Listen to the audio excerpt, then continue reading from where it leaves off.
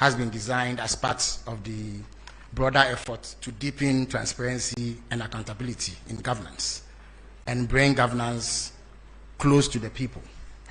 In the last few months, we have staged the Government Accountability Series, through which various sector ministers have briefed the nation on the performance of government in the last 8 months or so. Today, we take it a notch higher by opening up the president himself for scrutiny by the people of Ghana through the power of the media. So let me, at this stage, welcome you warmly on behalf of His Excellency John Dramani Mahama, President of the Republic of Ghana. We are joined by senior officials at the presidency and ministers of state. We have in our midst the Chief of Staff, Honorable Julius Debra. We also have the Honorable Minister for Education, Honorable Haruna, the Minister for Roads and Highways, Honorable Kwame Govins-Agboja, and the General Secretary of the National Democratic Congress, Honorable Fifi Fiavi Kwete. We also have other senior presidential staffers and appointees of government. I now have the unusual task of introducing to you a man who requires no introduction, because he is arguably the most recognizable figure in Ghana today. Ladies and gentlemen, I present to you His Excellency John Dramani Mahama, President of the Republic of Ghana. Shall we give him a round of applause, please?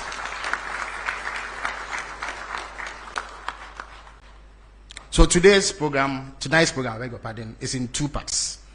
His Excellency will kickstart it by giving an opening remark in which he will outline a few of the things that have been happening since he took over the reins of government. After which we will delve straight into a question and answer session where media men and women present will be afforded an opportunity to probe into the workings of government. At this stage, I would humbly invite His Excellency John Dramani Mahama, President of the Republic of Ghana, to give his opening remarks. Shall we give him a round of applause, please? Thank you very much. And let me say a warm welcome to all you members of the media, very distinguished gentlemen and ladies. Let me just acknowledge my president, the president of the GJA, and all of you who are here. Fellow countrymen and women, I pledge to be transparent and accountable to the people of Ghana and to keep them abreast with the state of affairs at every juncture in my term of office. I'm pleased to have the opportunity through this media encounter to address the good people of Ghana through you and answer any questions that may be on the public's mind. It's been 8 months since I was sworn into office, and 9 months since you, the people of Ghana, went to the polls and gave me a clear, resounding mandate to lead our country into a new era. Beyond affirming your confidence in the policies and programs we proposed, it was a national reawakening. That December 7th vote was a call not just for leadership, but for a change of direction, for honesty, for accountability, and for a reset. It was for a different kind of governance, one that listens and one that acts, and one that cares. And so on January 7, 2025, when I took the oath of office, I did so with full awareness of the weight of that moment. I knew we had inherited a nation that was tired of excuses by the political elite, weighed down by hardship and yearning for leadership that does not just promise, but performs. For the past 8 months, we've demonstrated that we're not here to continue business as usual.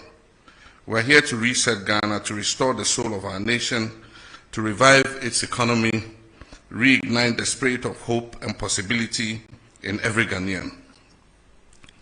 Through our prudent and people-centered economic management plan, we've slashed nuisance taxes, we've rescued our power sector and averted the doomsday crisis, which was handed over to us. We've lowered the exchange rate, eased the burden of doing business, and reduced the cost of living for the average Ghanaian. Inflation has dropped to a record 4-year low, signaling renewed macroeconomic stability. We've made the highest allocation to basic education in nearly half a decade. In health, much needed funds have been released to fund the health insurance scheme. Medical supplies are flowing steadily. Community health delivery is being prioritized, and the Ghana Medical Trust Fund was launched to help Ghanaians bear the cost of treating chronic diseases. Only yesterday, I approved the governing board of the Ghana Medical Trust Fund, which the Honorable Minister of Health will soon inaugurate. Our renewed focus on agriculture, particularly through youth-targeted interventions, irrigation, expansion, and the revitalization of the Land and Farm Bank project, is positioning Ghana to be food secure and export competitive. We've also laid the groundwork for a digital Ghana through strategic investments in science and technology and innovation through the 1 Million Coders program. These strides are not isolated. They are part of a clear, deliberate national reset that is restoring hope, creating opportunity, and ushering in an era of shared prosperity for all. My comrades, the education sector remains central to our reset agenda, as we firmly believe that the future of our country hinges on an empowered, knowledgeable, and skilled population.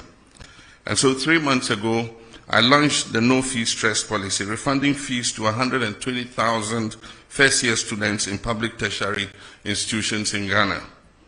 It signaled a decisive break from the painful era when dreams of brilliant but vulnerable young Ghanaians were cut short simply because they could not afford to pay fees, especially at that critical period of admission where they either pay or lose the chance at further education. We're not stopping there. The no-fee stress policy is intrinsically linked to our broader student loan plus policy, which will ensure that no student is left behind in subsequent years of study. Under this policy, students from low-income households will have access to flexible and dignified financing options to complete their tertiary education without the burden of unbearable debt or financial uncertainty. The implementation of the free tertiary education policy for persons with disability has commenced, removing a key barrier to higher learning and affirming our belief that education must be a right and not a privilege for every Ghanaian, regardless of their physical ability. To give life to our commitment to foster a knowledge-based economy, we've established the Ghana National Research Fund with an initial allocation of 50 million cedis. This is a step towards deepening research and innovation across all sectors: science, technology, humanities, and the arts. For far too long, much of the research conducted by our brilliant academics has been funded by foreign institutions, with the unfortunate outcome that the intellectual property and findings are often owned abroad. With this fund, we'll slowly but certainly reverse that narrative by empowering our own researchers and ensuring that Ghana owns the knowledge and innovations produced by its intellectuals.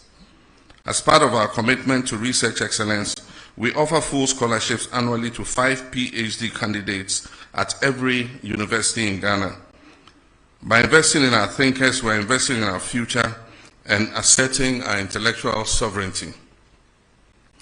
In furtherance of our commitments to inclusion and dignity, we have distributed over 6 million sanitary pads to our girl children in primary and secondary schools to keep them in school and help them end period poverty. Contrary to the widespread misinformation that was circulated before December 7, 2024, the free SHS policy has not only been maintained, indeed it has been strengthened. We've made the highest budgetary allocation in the history of the policy, as at now. A staggering 3.5 billion Ghana cedis has been dedicated to the free SHS.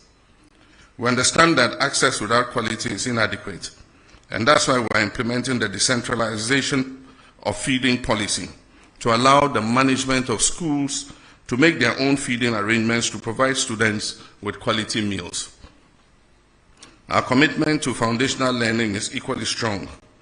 Basic education has received its highest budget allocation in almost a decade, reflecting our determination to rebuild the educational ladder from the ground up, with 564.6 million allocated so far for textbooks. We are addressing long-standing challenges in the system, particularly those caused by the reduced funding of the recent past. Fellow countrymen and women, we've also turned our attention with equal urgency to the health and well-being of our people. In 2025 alone, the national health budget increased by 13.4%, rising from 15.6 billion Ghana cedis to 17.8 billion cedis, one of the most significant increases in recent years. This bold step reflects our recognition of the urgent need to strengthen Ghana's healthcare system in the face of both domestic demands and global health risks. We've uncapped the NHIL and made 66% increase in funding to the National Health Insurance Scheme from 5.9 billion Ghana cedis to 9.8 billion Ghana cedis in 2025. This is not just a budget line, it's a life-saving commitment. These funds will help expand coverage, improve claims processing, and ensure that every Ghanaian, especially the poor and vulnerable, has access to affordable quality health care. The sudden withdrawal of $156 million in US aid health support, which previously sustained critical programs in malaria, HIV and AIDS, and child health, presented a serious fiscal and public health challenge. In response, we have readjusted our domestic expenditure priorities and ensured that the domestic safety nets are provided to cover the gap that occurred. To further bridge access gaps and enhance service delivery, government is investing over 2 billion Ghana cedis in healthcare infrastructure between now and 2028.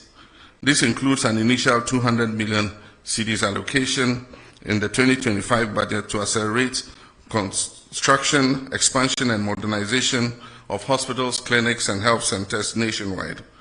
Whether in remote rural communities or high-density urban centers, our aim is the same: a health facility within reach of every Ghanaian.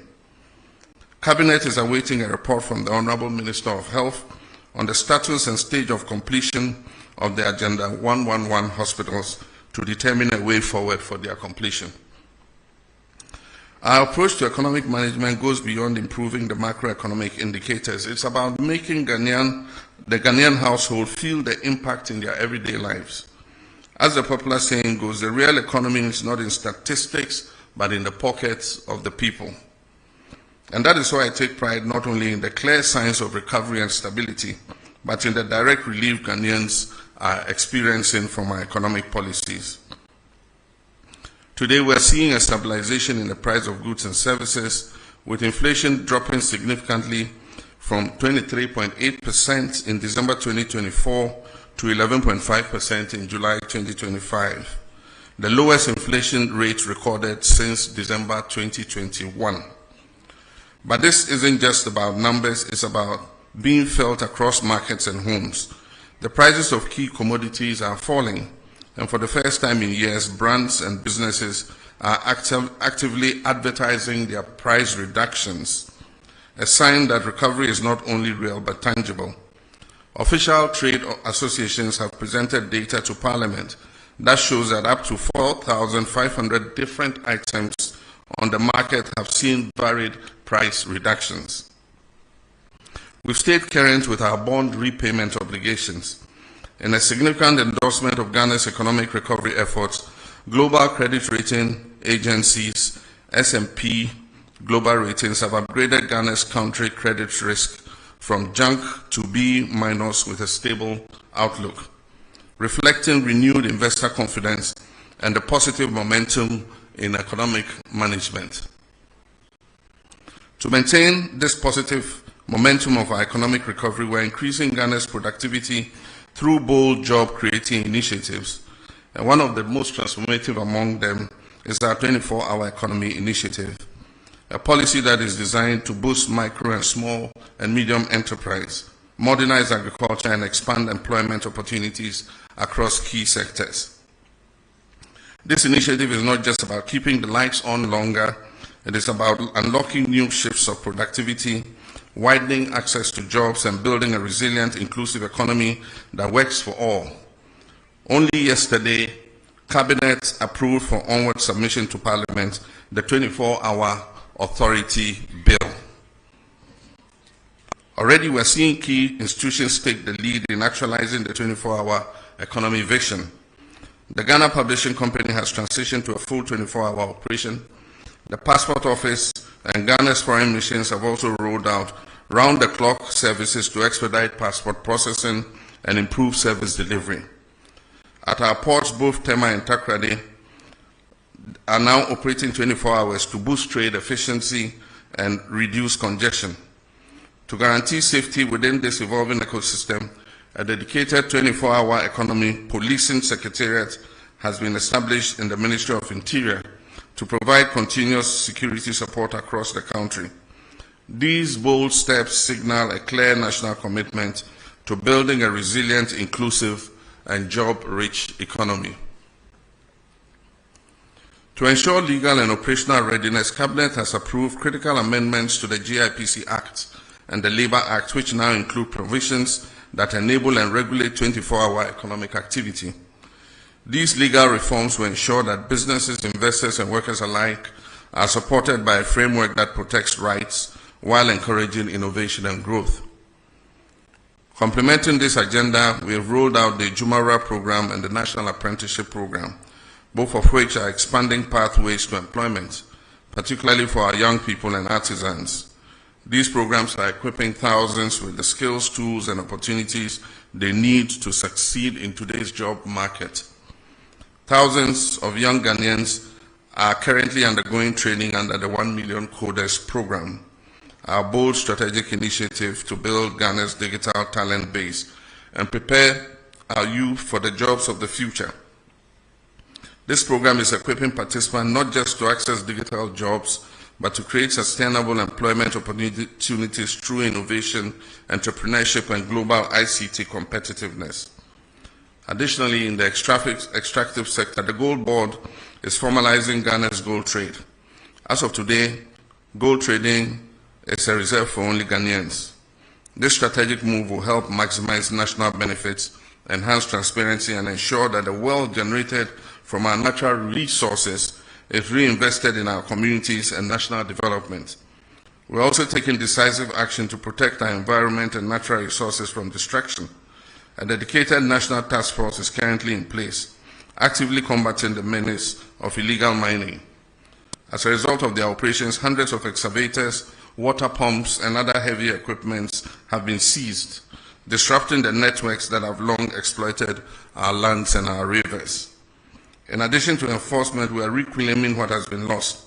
9 forest reserves have been successfully recovered from the grip of illegal miners, restoring these vital ecosystems under state protection. Our Tree for Life initiative is being actively rolled out across the country, targeting the restoration of lands degraded by illegal mining activities. Steps are currently underway to repeal LI 2462 to formalize our commitment to end mining in forest reserves. Let me be clear, since my administration resumed office, not a single license has been issued to any company to mine in our forest reserves. The repeal of LI 2462 is therefore intended just to crystallize in law what we have already demonstrated in practice, which is our commitment to protect these forest reserves. My friends, understand that public accountability and the recovery of looted state resources are at the top of your expectations from my government. And let me assure you, my fellow citizens, that we've not wavered in our commitment for even a moment. Neither have we been complacent. What you are witnessing is not inaction, it is our steadfast adherence to due diligence, due process, and fairness in the pursuit of justice. Yes, our insistence on doing things the right way may afford those who have looted this country some temporary relief, but let me be clear, it will not grant them permanent escape. Across multiple fronts, active pursuits and prosecutions are well underway under the Operation Recover All the Loot. Over 200 cases are under active investigation, with about 80 people interrogated so far. Several prosecutions have begun, progressing steadily and remaining firmly on course. In the Republic versus Edubuan and 3 others, the state has submitted witness statements together with all other documents, and trial has commenced. And the first of 3 prosecution witnesses have been called and have been cross-examined by counsel for the accused person. With the SkyTrain case, for instance, the prosecutors have secured a trial date, as all preliminary matters have been concluded and the trial is set to commence. For the National Service Authority case, due to its expansive nature, charges have been drafted and will be filed as soon as the legal year begins against the following person: the Republic versus Osei Sibe, the Republic versus Eric Nyako, the Republic versus Gifty Owari. Also for the National Cathedral, we are awaiting a forensic audit from the Auditor General. Additionally, charges have been drafted and are ready for filing in the case of Republic versus Wuntumi and Akunta Mining. The Economic and Organized Crime Office, EOCO, is finalizing its report with respect to Exim Bank transactions. Dockets are in preparation for the buffer stock case and the drip equipment case. Investigations are ongoing into the African Cup of Nations case, the Mart Set case, and approximately 20 other cases currently. Let me be clear, every single case of corruption that needs to be investigated is being looked into. And once evidence is found to ground the prosecution, that will happen and happen swiftly. Looking within, we launched a code of conduct for public officials with an insistence on strict compliance. A high-level working group has been inaugurated to draft a new anti-corruption strategy aimed at strengthening ethical governance and institutional coordination. My fellow citizens, the scourge of Galamsey is receiving much attention. We've established the National Anti-Illegal Mining Operations Secretariat, NIMOS, as the Central Operations Command Center coordinating the national fight against illegal mining and its associated environmental degradation. In a coordinated effort across all security agencies and the Ministry of Lands and Natural Resources, 440 excavators have been seized. Over 1,400 arrests have been made, with suspects awaiting prosecution. Over 300 Shamfang machines have been confiscated and destroyed. Over 900 water pumps seized from illegal mining sites have been handed over to the Ministry of Agriculture for distributing to farmers for irrigation purposes. Of Ghana's 288 forest reserves, 44 had previously suffered varying degrees of destruction from illegal mining. Notably, 9 of those reserves had become no-go zones due to the presence of armed groups. Through the Ministry of Lands and Natural Resources and with support from the security agencies, we've successfully repossessed all 9 of these red-zoned forest reserves. However, over the weekend, the Jimira Forest Reserve and the Anria Futu section of the Offense Shelter Belt was re-invaded by illegal miners after these were handed back to the Forestry Commission. The military is currently working with NIMOS to repossess those reserves and establish a permanent presence in those liberated forest reserves to prevent re-incursion by illegal miners. 980 personnel have been recruited, trained and deployed in the Western and Savannah regions. They conduct daily operations on major river bodies, serving as community vanguards to ward off illegal mining activities. An additional 1,020 personnel will be recruited and deployed by the end of the year, bringing the total force to 2,000 blue water guards. The next phase will focus on dechemicalizing and restoring our water bodies to their pristine state. Feasibility studies for this critical restoration efforts are currently underway. In collaboration with the Ministry of Transport, the Ministry of Finance, GRA Customs Division, and the Ports and Harbours Authority, we've instituted a system for the proactive tracking of all imported excavators and earth-moving equipment from the port of entry. 1,200 excavators are going through the permitting process from the Transport Ministry, clearance from Customs registration with DVLA, and tracking at the Minerals Commission. So far, we've registered 1,015 earth-moving and mining equipment. 647 have been registered and fitted with tracking devices. There are an additional 600 equipment at the port awaiting clearance. An additional 350 tracking devices are expected by September 12, 2025 to enhance this monitoring effort. The Constitutional Review Commission is actively engaging stakeholders across the country, gathering views on how best to shape the future framework of Ghana's democracy. This inclusive approach ensures that voices of citizens, civil society, and institutions are reflected in the evolving constitutional order. Friends, internal security is important for our economic progress. Pursuant to our commitment to improving security, we have earmarked 1 billion Ghana cedis to retool our security agencies. The Ministry of Energy has recently granted a declaration of commerciality for the Eban-Akoma oil and gas discoveries in Cape 3 Points, Block 4, confirming their commercial viability. This paves the way for the joint venture partners ENI Vitol, Woodfields, and the Ghana National Petroleum Corporation to proceed with a full plan of development of this oil well. This milestone brings us closer to increased oil and gas production, job creation, and enhanced energy security, reinforcing our commitment to responsible resource management for the benefit of all Ghanaians. We've also approved the construction of a second gas processing plant, GPP2, to double our national processing capacity and set the stage for cheaper, cleaner, and more reliable power generation. This landmark project alone is expected to save the country close to $500 million every 2 years by drastically cutting our reliance on expensive imported liquid fuel.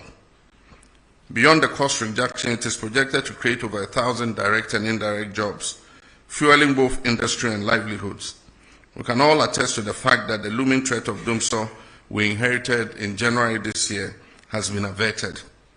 Through strategic interventions and swift action, power supply has remained stable across the country, ensuring uninterrupted electricity for households, businesses, and essential services. We've made significant strides in restoring fiscal decentralization.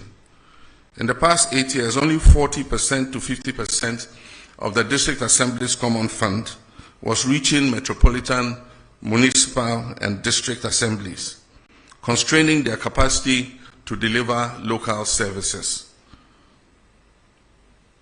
Our government has reversed this trend. District assemblies are now receiving 80% of their allocation directly. Of the 7.57 billion allocated for DACF this year, approximately 6.1 billion has gone straight to local assemblies, with a minimum of 25 million allocated to each MMDA. Already the first quarter disbursement of 987.97 million has been released to kickstart district level development. To ensure focused impact, Cabinet has approved expenditure guidelines for the districts. 25% of the fund is to support design and construction of what we call 24-hour economy model markets. 10% is allocated for health, with a minimum of 2 CHIPS compounds per district. Education, 1 kg, 1 primary, 1 GS block, potable water, at least 10 boreholes, environmental sanitation and school furniture. 7.5% for MMDA administration, monitoring and evaluation, and 20% is allocated to finished legacy projects. Simultaneously, all statutory funds such as 2.03 billion to the National Health Insurance Fund and 2.71 billion to GET Fund, covering NHIS, arrears, and free SHS, have been released in full, underscoring our commitment to public service delivery and local empowerment. Next week, I'll cut the sword in 3 locations to signal the start of the Big Push program. The first phase understandably covers mainly the road sector. Everyone will admit that over the last 8 years, our road infrastructure has deteriorated remarkably. This year alone, almost 14 billion Ghana cedis, of our oil and gold revenues have been earmarked for the Big Push program. Critical road projects such as the Ofankon-Sawam Road, which were chronically underfunded, have been transferred under the Big Push program and recently received a release of almost 1 billion cedis to ensure speedy completion by the end of second quarter of next year. My media colleagues, our reset agenda remains on course, and I've remained unwavering in my commitment not only to the promise I made to you in the run-up to the 2024 elections, but to the principles of honesty, transparency, and probity and accountability that define good governance. I'm resolute in laying foundations for economic recovery, resetting our institutions to reflect the demands of modern governance and enhanced service delivery for every Ghanaian. I'm driven by a deep determination to see the dreams of our forebears for an economically independent and self-reliant Ghana realized in our lifetime. I'm equally determined to restore Ghana's rightful place as a respected voice and actor on the global stage. With your continued trust and support, I'm confident that we will not only meet these goals, but also build a nation that serves the hopes of this generation and the aspirations of generations yet unborn. May God bless us all, and may God bless our homeland, Ghana. I thank you.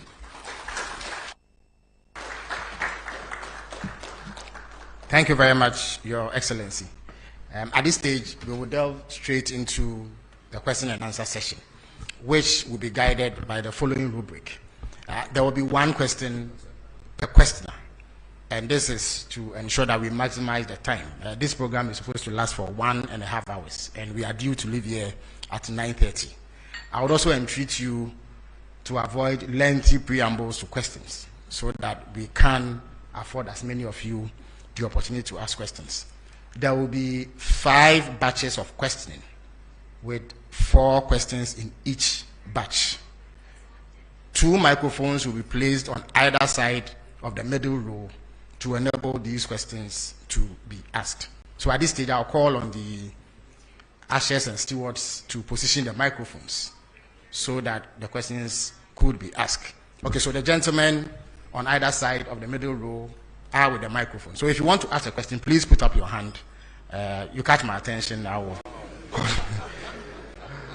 All right, so we have the president of the Ghana Journalists Association who is supposed to embody your collective aspirations. So I would accord him the courtesy of asking the first question. So Mr. Jomfo, you may ask the first question. After which I see Kojo Prekodankwa, and then the Moses of Bloomberg, and then one lady in the middle to bring the number to 4. Mr. Jomfo, you may ask your question, please. Thank you, Honorable. Mr. President, thank you so much for this opportunity, and having been given the opportunity to set the tone for the media encounter. Permit me to commend you for availing yourself for this media encounter and for your commitment to transparency and accountability. Your willingness to face scrutiny just 8 months into your term set a commendable example of good governance.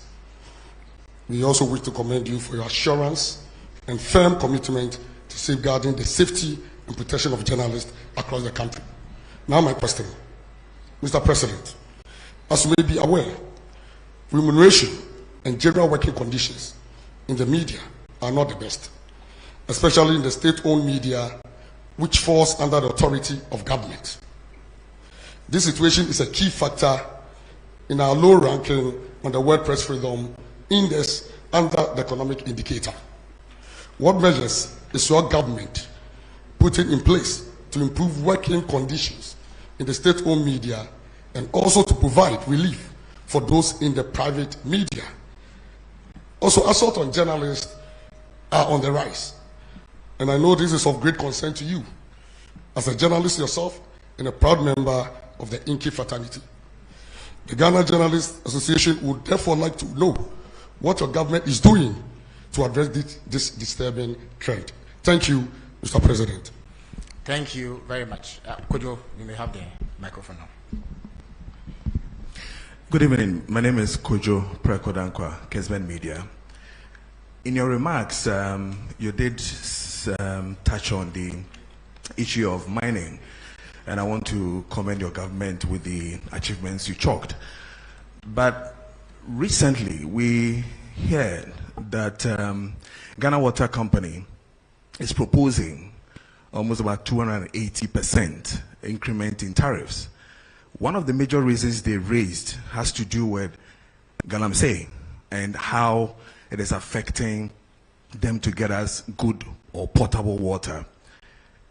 In this way, I would want to ask, Mr. President, would you then consider the argument that we should have the state of emergency when it comes to illegal mining? Thank you. Thank you very much, Kojo. I believe I called the Moses of Bloomberg. Yes. Your Excellency, thank you very much. My name is Akol Moses, a correspondent of Bloomberg. Your Excellency, Ghana's economic indicators have turned into a positive trajectory, and buoyed by the ratings you also referenced and investor confidence. Do you think that that gives enough scope for you to go back to the international capital market, maybe for your first Eurobond after the defaults? Thank you. Okay, so we'll take the final question in this batch from the lady whose hand is up.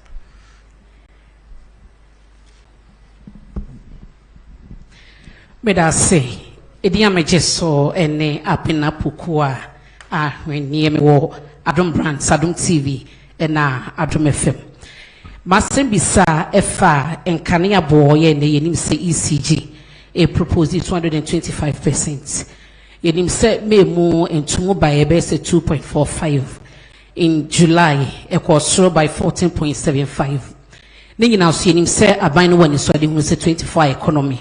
What the Bayejuma na Ghana for the Donya Mufaso. It say ECG the 225% increment eba. Yenim hawa proposal no any hunkumudi bekone percentage of debate na. Ebeko Ghana for be na company say ano yedin.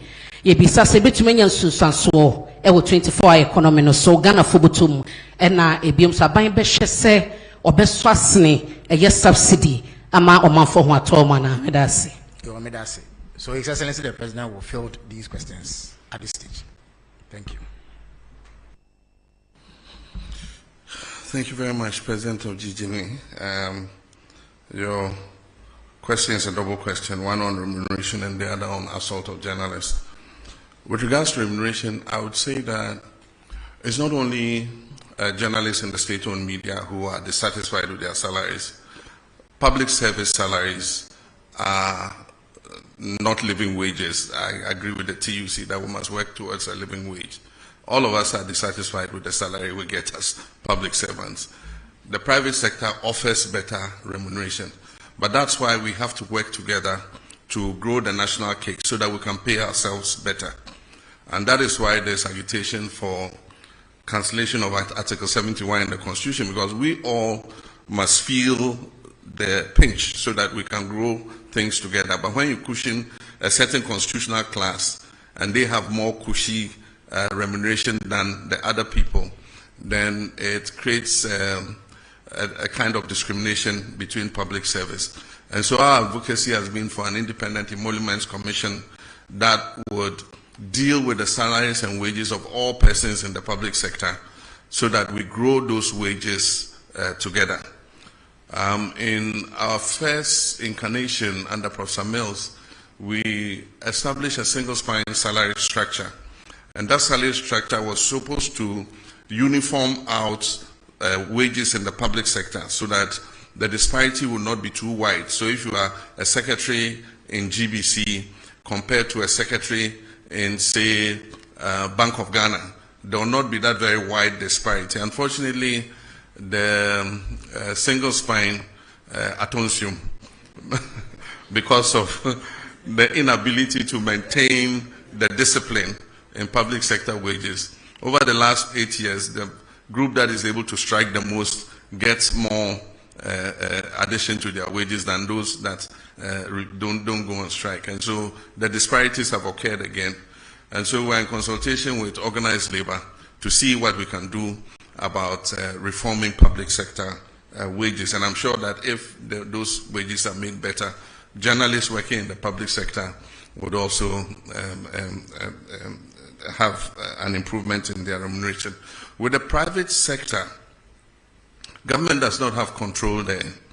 And what happens is we have such a proliferation of private media that advertising revenue is not enough, to be able to maintain the kinds of salaries that we all expect. Maybe if we had fewer, then the advertising revenue would go around and people can have more. But our constitution guarantees freedom to establish a media of mass communication. And so you cannot restrain how many radio stations you have or how many newspapers you have. And so it's something that we have to live with for a while. Natural competition will phase out the stations that are not competitive, and those that are able to survive will see that they're able to make more money from advertising. The main revenue for media all over the world is advertising. And so we'll see how that goes. I've condemned assaults on journalists in any form. Journalists are doing their job, and their job is to bring news to the doorsteps of our people and to inform them, educate and entertain them. And so at every event you will have journalists there. Unfortunately, some security personnel have developed a penchant for just harassing journalists. And so it's a matter of educating people. It's a matter of, sanctioning people who assault journalists. And I've been speaking with my president of GJA, saying that we're going to bring them together with the security agencies so that they must carry out an awareness amongst their people who provide security at events, that if you see a journalist at an event, he is also doing a job like you, the security person, are doing your job. And so you don't have the right to assault them or to manhandle them. And so we'll keep working at it. I mean, definitely, as a member of the GJA, a lifetime member of the GJA, there's no way I'll condone assault of journalists in any form.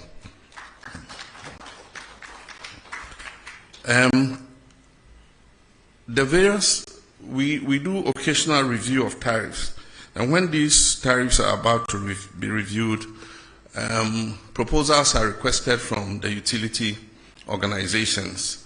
And so I noted that recently Ghana Water presented their proposal, and Electricity Company of Ghana also presented their proposal. It doesn't mean that the proposal they present is what is going to be implemented. We have the regulator, which is the PURC, that looks at all the factors, including the exchange rate, including the cost of production and all that, before they determine what increase in tariff is allowed. And so the fact that you hear that water companies say they're going to increase by 200 and something% does not necessarily mean that PURC is going to allow them to do that.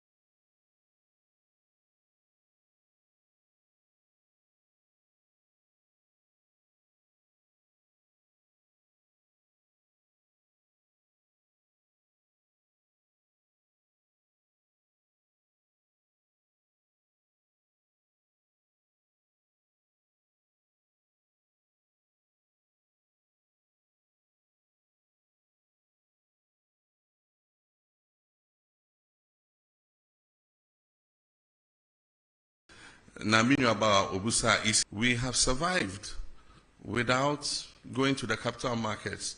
We've survived without borrowing. Who could have thought some years ago that Ghana's economy could be run without going to the external market to borrow? And yet, we've survived.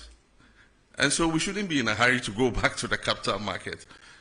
All we've done is to reorder our expenditure and push funds to areas that are of priority.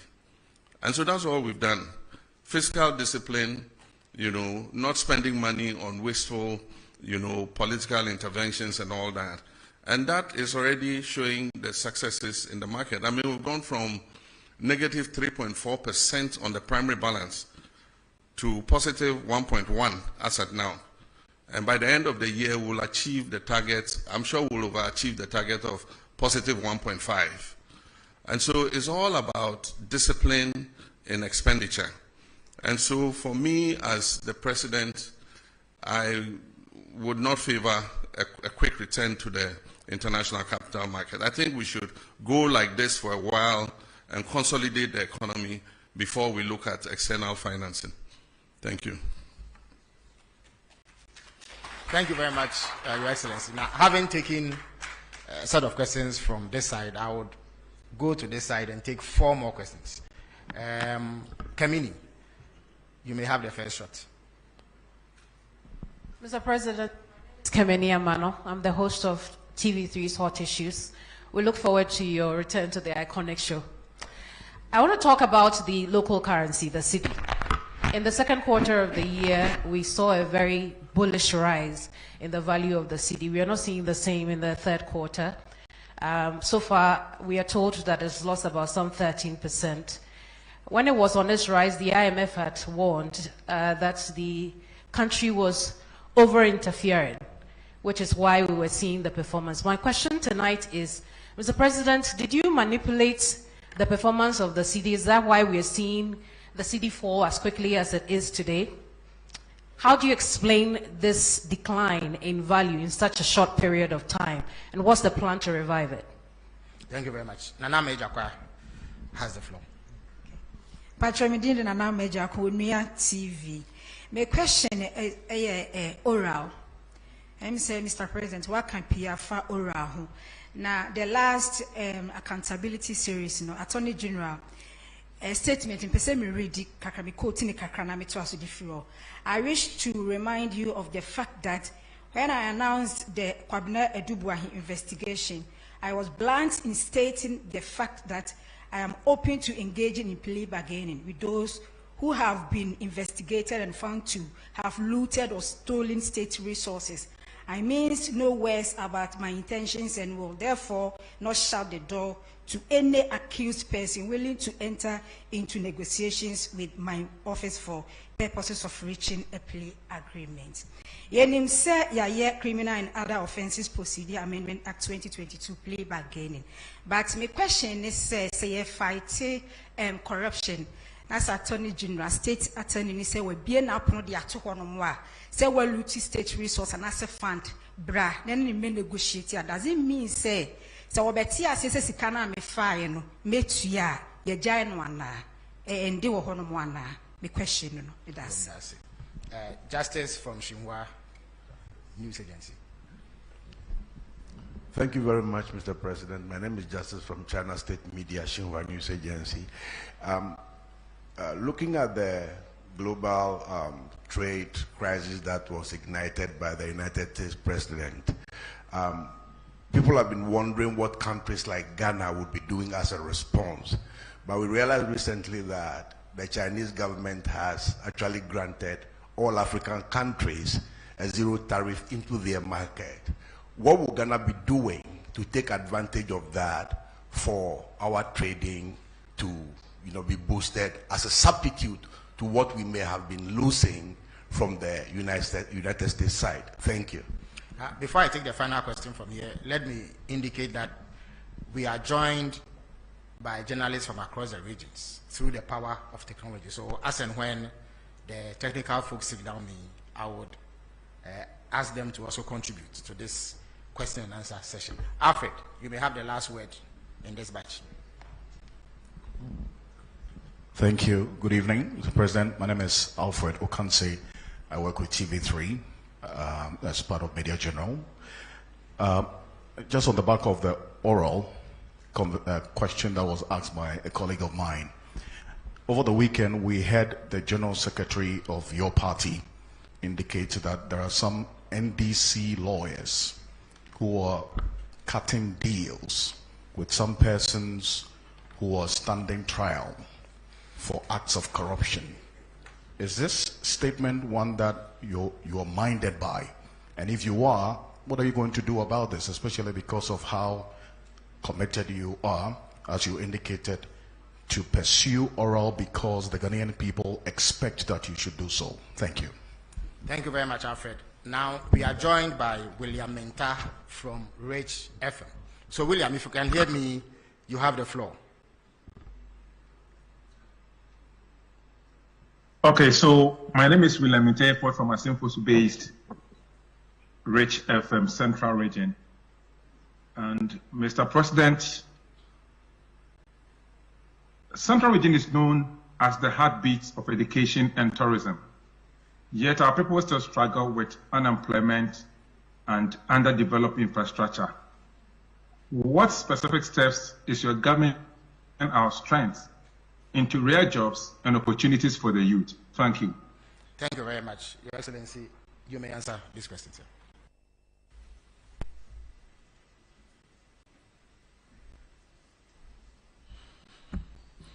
Thank you very much. The first question is about the rise in the value of the city.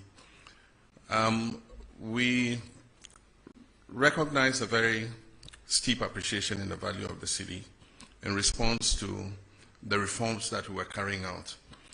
And for those of you who listened to me, there was one occasion where I said, people were asking whether it will go below 10. And I said, it is dropping, but it will find its true value.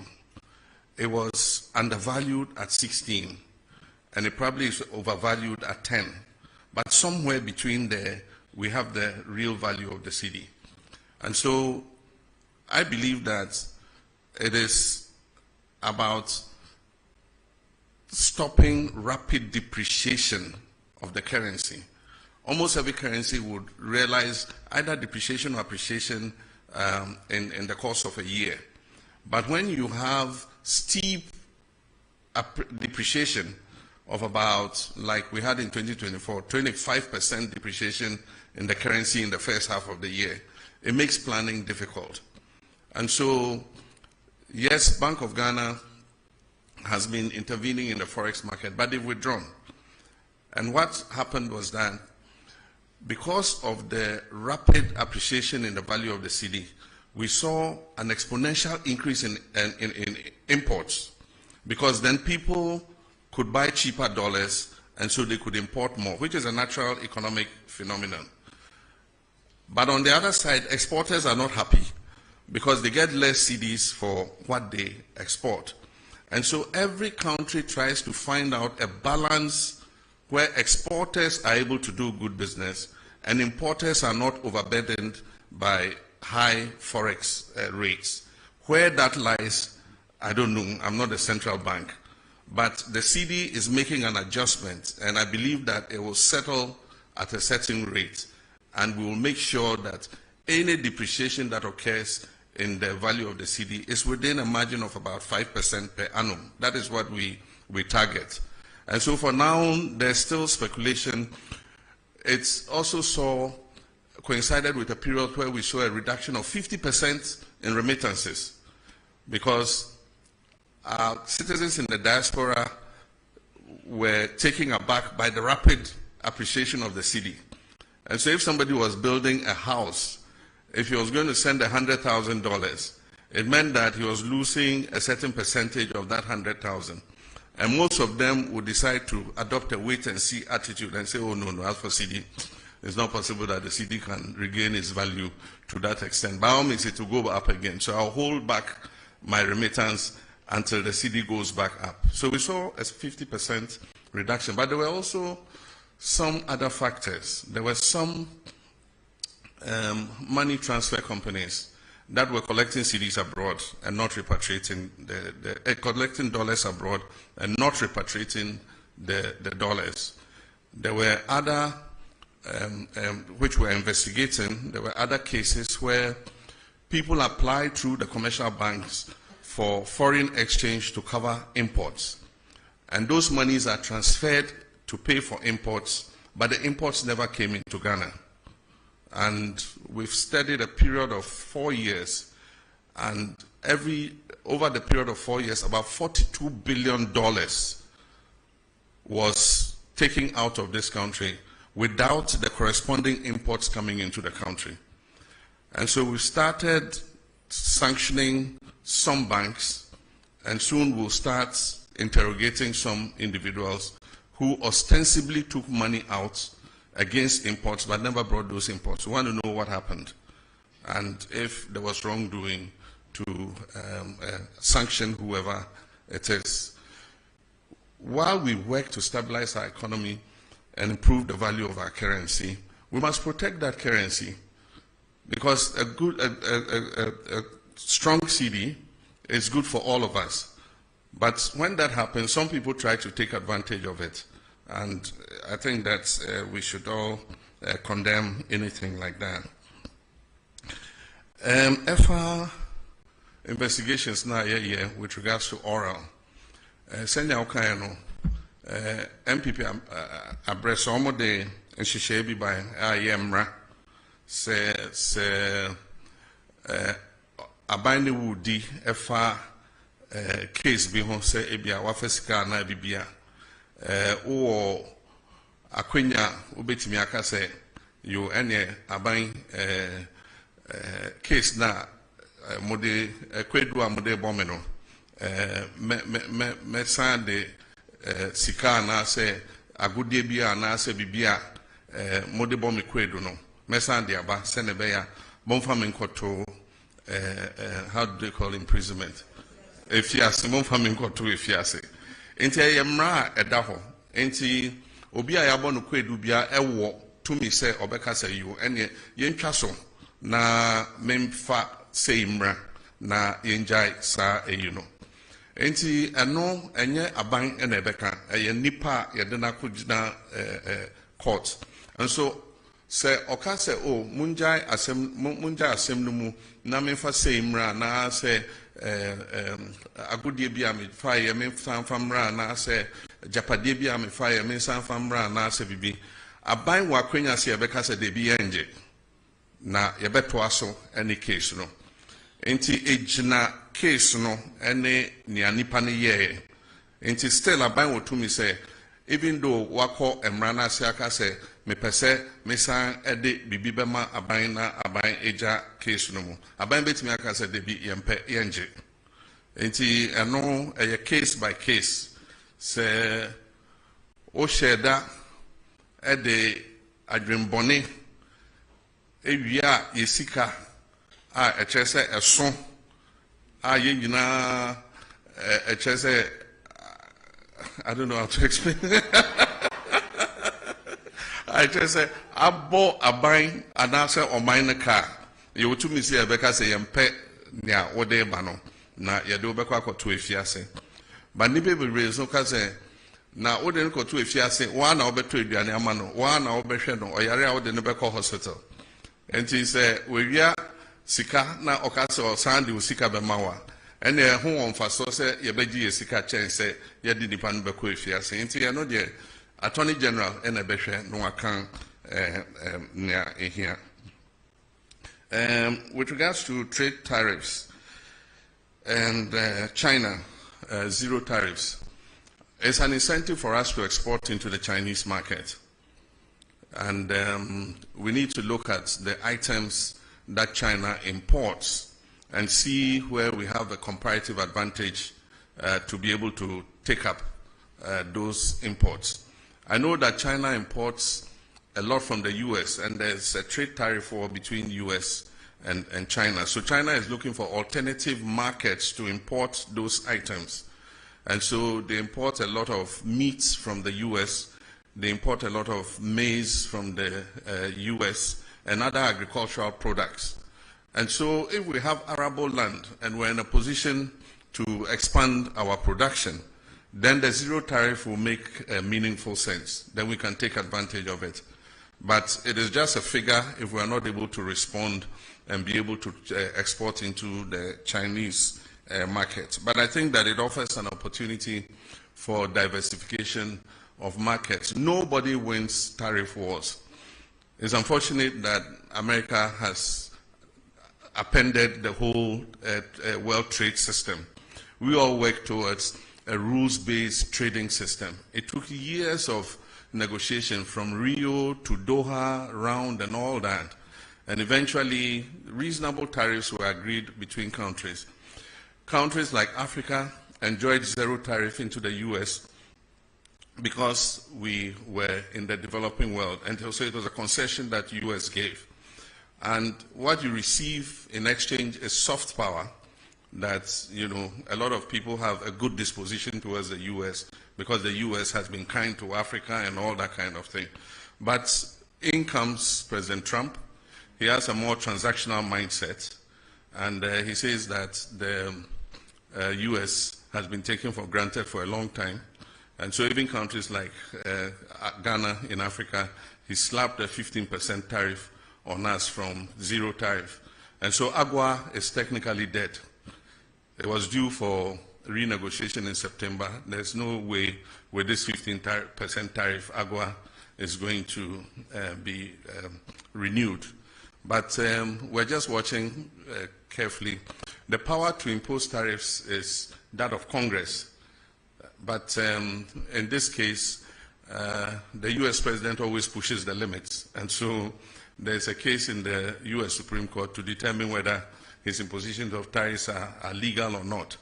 And so depending on what the US court says, the tariffs would either be permanent or they might have to go back to Congress to endorse the tariffs that he has imposed. And then from the Central Region, Rich FM, he asked what we're doing to enhance the tourist attraction of the Central Region. It's all about infrastructure. It's also about service. With infrastructure, even the travel time to Central Region is, a major problem.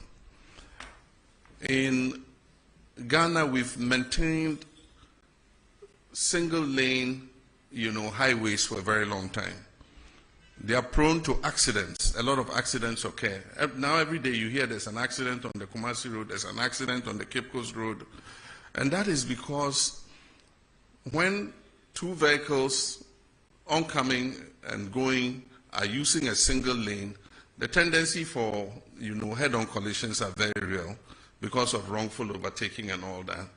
So one of our first things that would enhance tourism in the Central Region is that we're dualizing the road all the way to Takrady. It will reduce travel time to Cape Coast. It will allow somebody to wake up in the morning, travel to Cape Coast, enjoy his tourist experience, and be back in the evening to Accra to sleep. And so reducing the travel time will help enhance that. But apart from that, we must identify what the tourist sites are, improve their attractiveness, and also improve the service delivery. One of the things that affects tourism in Ghana and West Africa is that our service is poor. You go to a restaurant and they think that they are doing you a favor. You go to eat and they think that you owe them, to serve you. If you go to other parts of the world, it's completely different. You are compelled to spend your money because they are all over you. Even before you finish the drink that they have given you, you are halfway. Can I bring you another drink? And if you are the shy type and things, you always say, oh, yes, yes. And you forget that you have to pay for it. And so we must improve our service delivery. Owners of services must take professionals who know how to be courteous to customers, to know that we are in this job because you've come here to eat or you've come here to do this. And so that's one of the drawbacks of our whole tourism experience. And most times you spend so much money, set up an establishment, instead of going for professionals, you go and haul your relatives from the village to come and serve people. They pay and they can't even get their change. You can't find the waiter who took your money. And when you even find them, he says, oh, we have no change. I mean, they have a certain sense of entitlement. And so until we reform all these, and it's an attitudinal problem, until we reform all these, and people who own these establishments make sure that service delivery is at near 100%, we would not be able to attract enough tourists into our country. We have a beautiful country. People come and, I mean, they just say, look, this country is good. But if you hear a lot of the feedback and you say, oh, but what is negative about it? Oh, your service is not the best. Always, I mean, that's the feedback that comes. But the government will do its part. Government has the responsibility for making sure the infrastructure is good. And we're starting with the road, making sure that we dualize the road all the way to Cape Coast and Central Region so that people can travel easier to go and enjoy the tourist attractions there.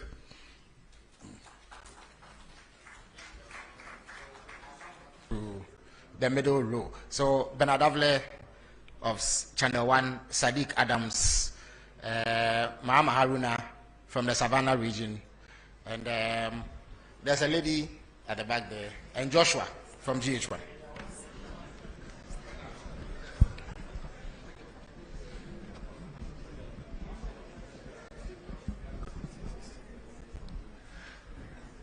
Thank you, Felix.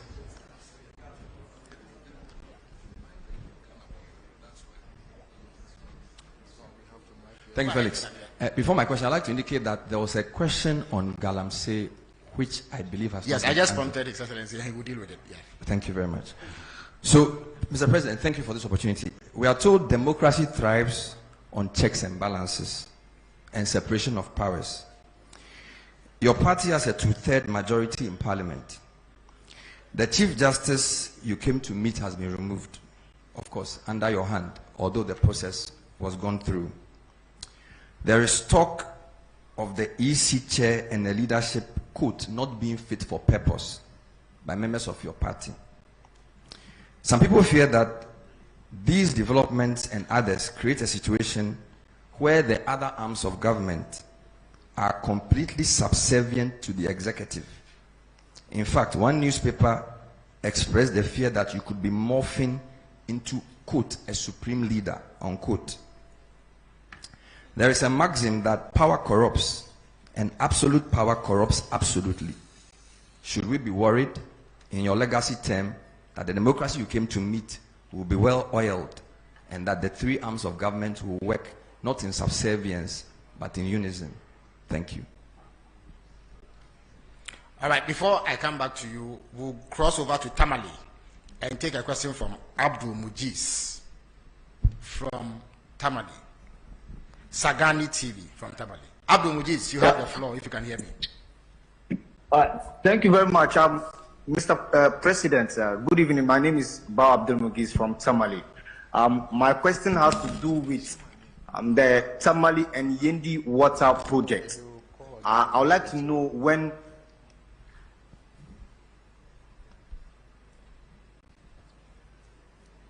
Well, we seem to have lost Abdul, but I think I can continue for him. He would like to know when the Tamale and Yendi water projects will be executed. Yeah, Sadiq, you have the floor now.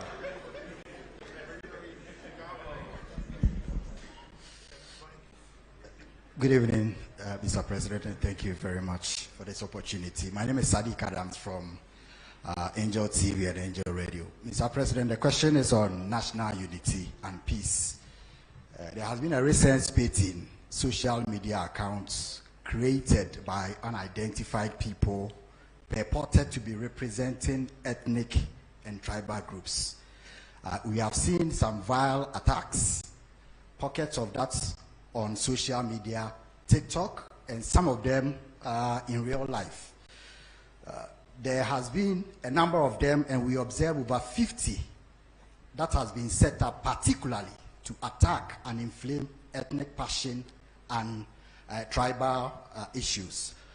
if your security agencies have taken notice of this, what are the measures being taken to ensure that our national unity and cohesion is protected by education and sensitization, as well as trying to put this in a context of not suppressing freedom of expression, as well as maintaining the national cohesion that we have because of these kinds of threats and attacks from social media on ethnic basis. Thank you.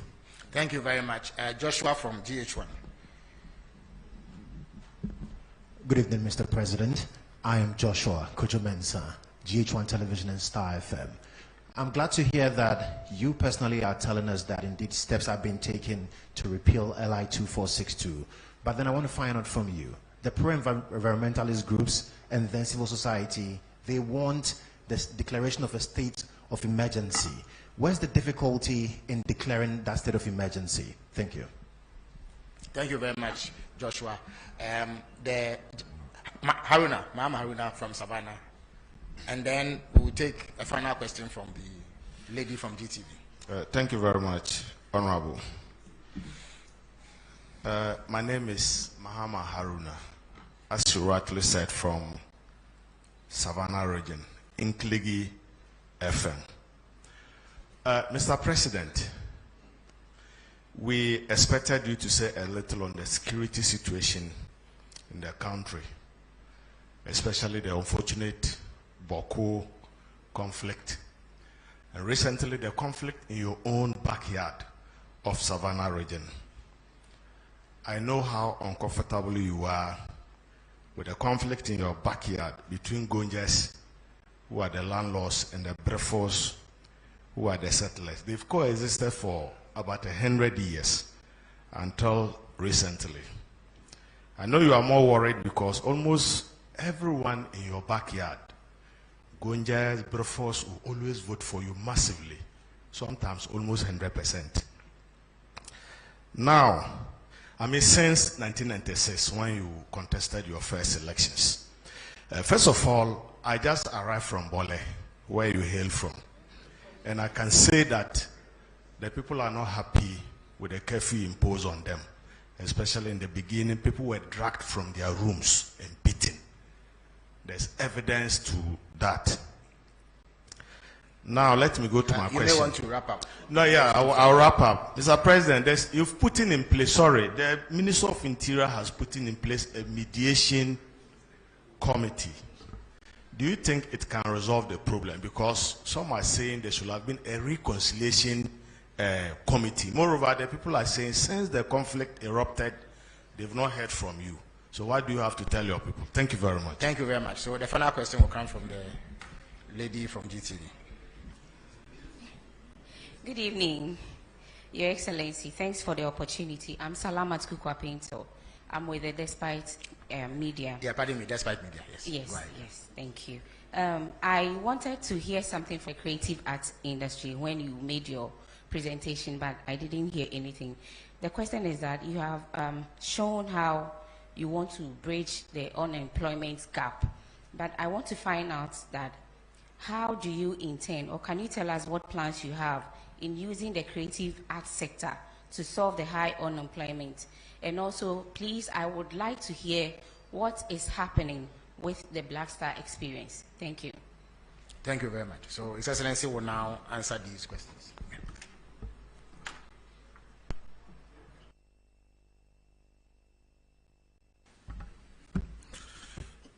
Thank you very much. Let me first apologize for missing one of the questions, and that is the accusation that there's interference in terms of the oral investigations. I would have very conveniently said the General Secretary himself is here, and so I'll call him to present his evidence to the public.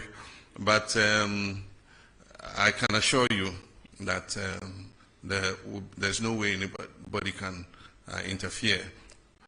I cannot be in people's mind to stop them from attempting to interfere, but I am responsible for making sure that that interference comes to naught. And so I closely monitor, I hold regular meetings with the Attorney General. He briefs me on the status of investigations. And so I'm confident that, the cases will go ahead based on their merits and that nobody would have the opportunity to interfere. If anybody goes lobbying people or paying people to interfere, they probably are just throwing away their resources. All cases will be investigated and come to their logical end. If people are exonerated in the courts, that's what justice is all about. We will do our part, and we're being painstaking in preparing the dockets, and that's why people are complaining that it's a bit slow. But you don't want to hurriedly take a docket to courts and have it thrown out on technicality, and that's why you need to make sure that by the time a docket is prepared and prosecution starts, you have a watertight case that will ensure that you get a conviction. And so that's the process that we're going through. There was also a question that was tied to water, but it also had to do with Galamsey. It says that the justification for water company asking for such a steep increase was because of the cost of treating the water. And I answered it in terms of the tariff, but not in terms of the Galamsey in the water. But in my statement, I indicate that we just started with the Blue River Guards. We're training more and more of them. These are long expanses of water bodies. And so far, those we've trained are 600 and something. They are not enough to cover even the length of the Ankobra. And so as we recruit and deploy, because they patrol the water bodies, if they see any Shamfam machine on the water body, they seize it and we burn it, we destroy it. And so I gave you the number of Shamfam machines we have seized and destroyed. As we continue to increase the numbers of these Blue River Guards, I'm sure that we'll be able to cover the tunnel, we'll be able to cover the Pra, we'll be able to cover the Ankobra. And we hope that then we'll start seeing, some reduction in the turbidity of the water. But even more than those on the water bodies, the destruction is the forest reserves. Because the rivers take their catchment areas from the water reserve. So if you destroy, from the forest reserve, if you destroy the forest reserve, the river or the stream will dry up. Because where it takes its water source will no longer exist. And so that's why at the beginning of the struggle I said our focus is going to be on the water bodies and the forest reserves. And then we can stretch out to other areas. So as we train more Blue River Water Guards, we would see an improvement in the turbidity levels of the waters. Bernard said, I'm in danger of becoming a supreme leader. Look in my face, do I look like a supreme leader? And that is to paraphrase Prof. Star Atamils, do I look like a cat hunter? Do I look like a supreme leader? I'm a Democrat true and true. And even when we attained 2/3 of Parliament, I said that we're not going to use it to ride roughshod over the minority, and that we're going to give opportunity for democracy to flourish. And so we don't intend to use our 2/3 majority to steamroll our democracy. We believe that even though the people of Ghana gave us that overwhelming majority, it wasn't meant to turn Ghana into a dictatorship. They gave it to us in order that we could carry out reforms to make our governance better. And I think that we stand a very good chance with that 2/3 majority to finally move the amendments to the Constitution that we have all wanted. In the past, because of hung parliaments and all that, we couldn't make any progress, because there are some of those amendments for which you need an overwhelming majority. And so Ghanaians have given us that opportunity and say, look, go ahead and do these things so that we can have a better constitution that will take Ghana for many more generations to come. And so that's what I believe. But I certainly am not on the way to becoming a supreme leader or an autocrat. Yendi and Tamale water.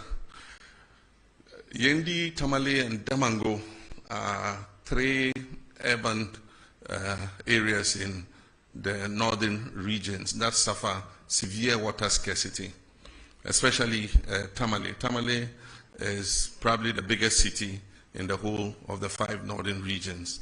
the population has been increasing rapidly, and the water system has not expanded as fast to meet the demand of a growing population.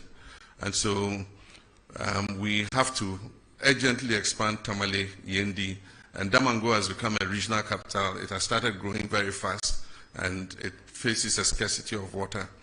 The Tamale and Damango water systems are under an EU program, and recently when I went to Brussels, it's one of the things we discussed. There's funding available for those two water systems.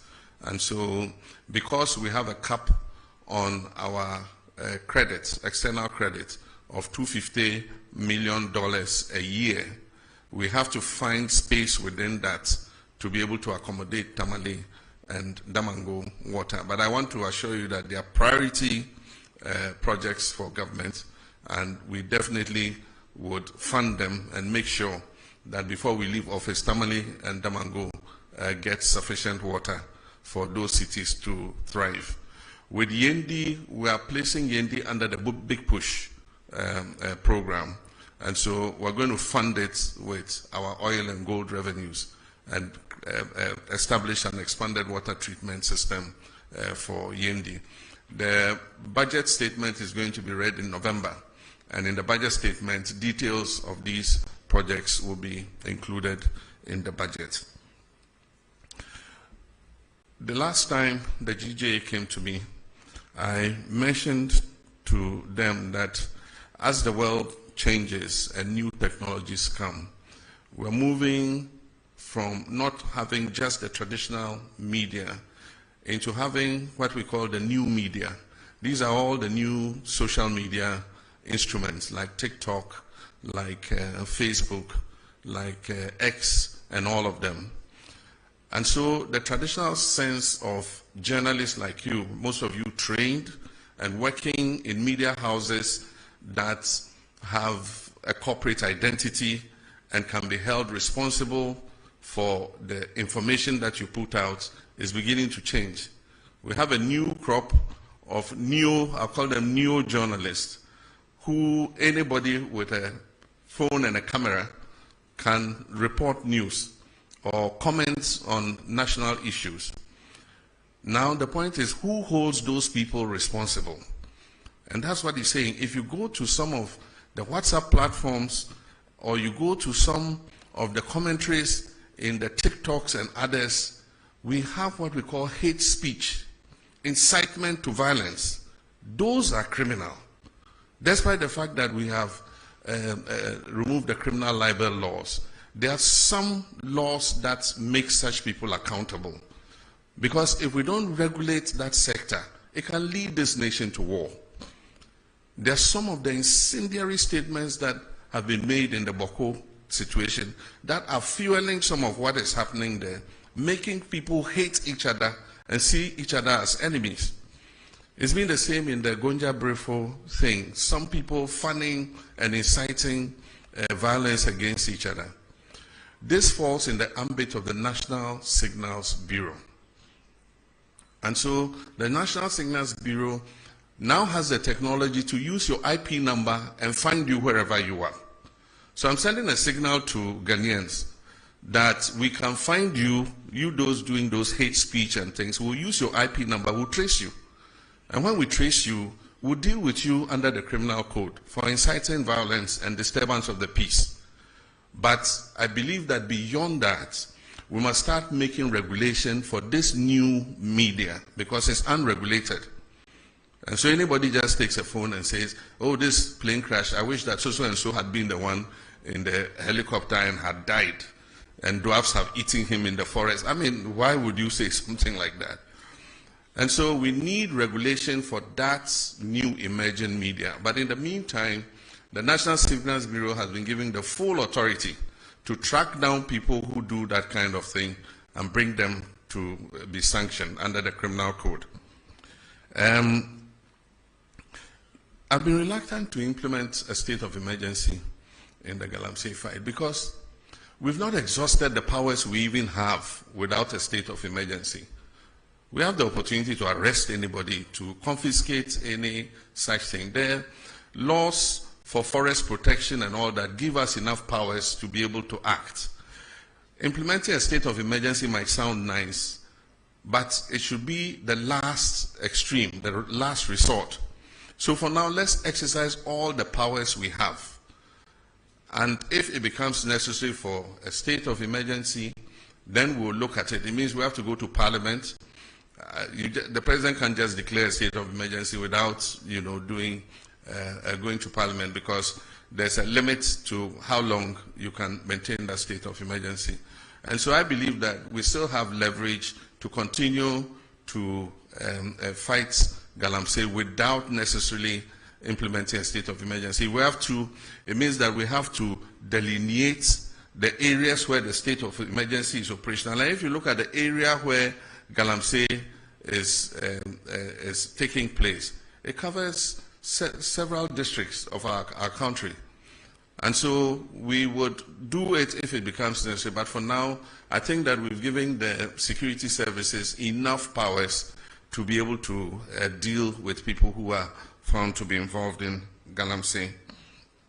With regards to the security in the Sola, Tuna, Kalba, and Bole districts, it was an incident over a small plot of land, like the land you put a container kiosk on. That's all. And it has led to over 30 deaths. Somebody has his house, and there's a land between the house and the street. And he wants to build shops on that land. And then there's a dispute with the chief.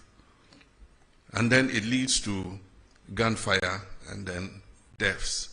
It's most unfortunate, like the questioner said, these are two groups that have lived in peace for so many years and are intermarried. There are people from one side who are married to their others, people from one side that are married to others. I, for instance, am such a mixture of people, I don't know who I am. Part of me is Vagla, part is Safalba, part is Gonja. I mean, quarter of everything. And so if my ethnic groups are fighting, it means my body should be fighting with different parts of my body, because I'm a mixture. My blood is made up of all those ethnic groups. And so it's most unfortunate. And so we've put in a mediation team. We mentioned the members. The two MPs are supposed to be ex-official members to work with the mediation team. If you look at the terms of reference in the mediation team, there's also reconciliation. And so even though we call it a mediation team, its terms of reference includes reconciliation. So we're giving them the full authority to meet both sides, to perform purification rites, to cleanse the land of any blood that has been spilled and all that, and then to come out with recommendations how to improve relations between the two groups so that they live in peace.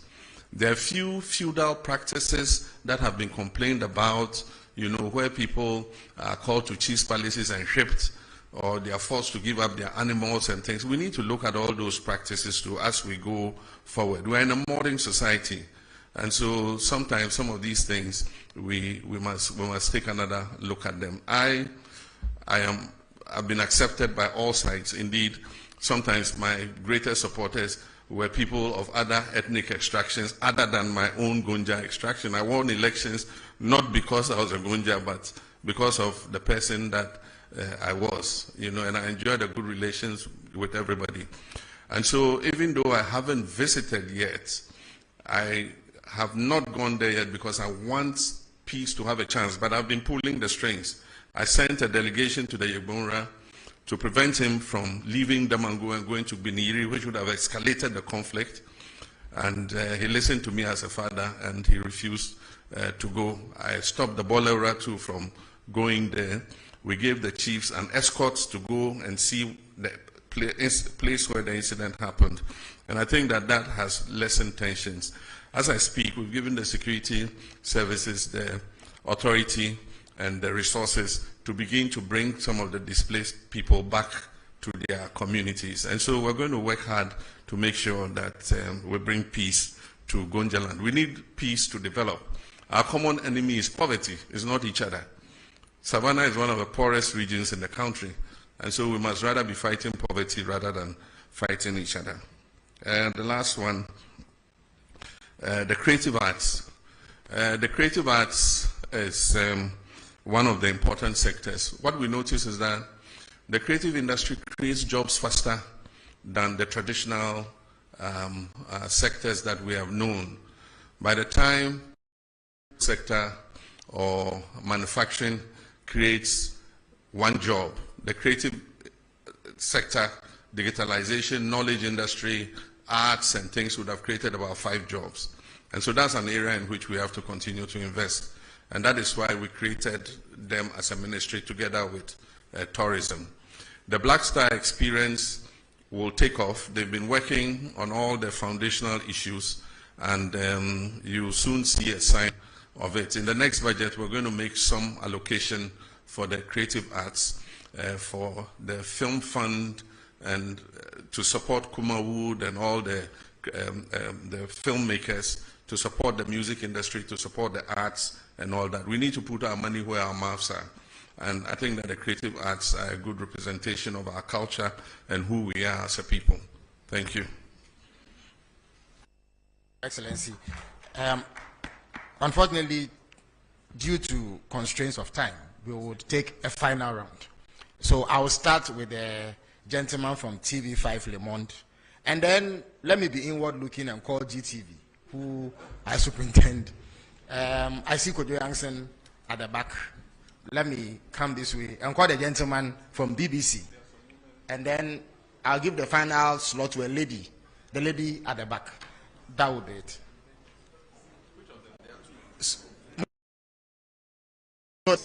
Oh, they are both in black, incidentally. Well, one has more white than the other, so all right. So, Le Monde, you have the floor. Good evening, and thank you for having me tonight. My name is Victor Cariou. I'm the Ghana correspondent for Radio France International, TV5, and Le Monde Afrique. These questions concern the diplomatic relationship between the United States of America and Ghana and Africa, and the deportation of migrants from the US to third countries in Africa.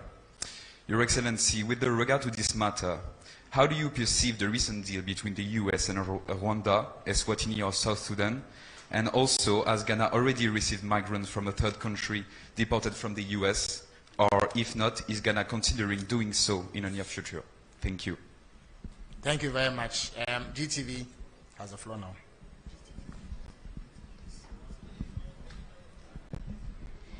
Thank you. Good evening, Your Excellency.